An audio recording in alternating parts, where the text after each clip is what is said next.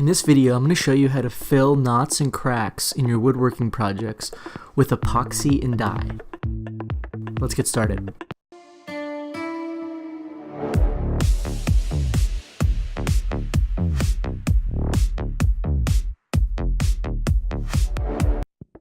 All the products I used in this video are going to be linked in the description below.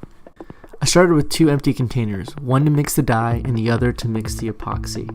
There's no real science to mixing the dye, I just added dye to the water until I got the color I wanted. I then squeezed the epoxy into the other container, mixing it thoroughly. These squeeze bottles make it easy to have the right ratio of resin and hardener. After the epoxy was well mixed, I then added dye to the epoxy until I got the color I wanted. In this case, I wanted a dark black, and you'll see how that turns out at the end. One thing to mention, before I mixed the epoxy and the dye, I taped off the cracks and the knots I wanted to fill ahead of time. I'm using 1 hour epoxy, and so it doesn't give me a lot of time to do the prep work after the epoxy's been mixed. Now it's time to apply the epoxy. A few considerations here. One, I would use disposable applicators such as a plastic spoon or knife like I'm using, so you can throw away the applicator after the project. Number two, after you fill the knot initially, I would give it 5 minutes or so and then go back and check on it.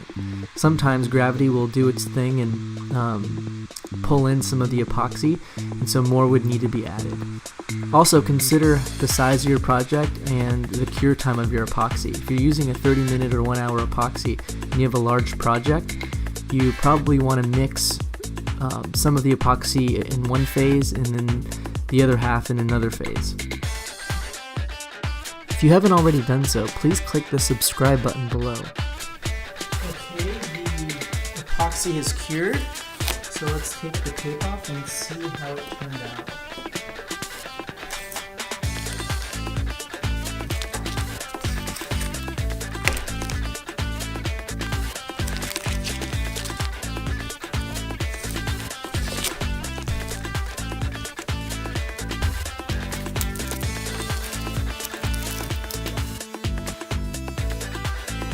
Now it's time for sanding.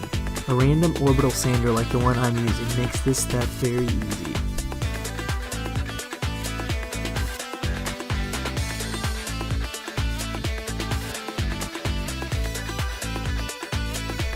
And there it is after being sanded. As you can see, the project still maintains the knotty look, but adds additional functionality in that no particles of food or crumbs will get into this tabletop.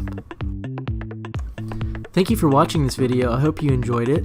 If you have a question, feel free to leave it in the comment section below. And also subscribe if you want to stay tuned and see the rest of this kitchen table project that I have on the video here. Again, thank you, and see you on the next project.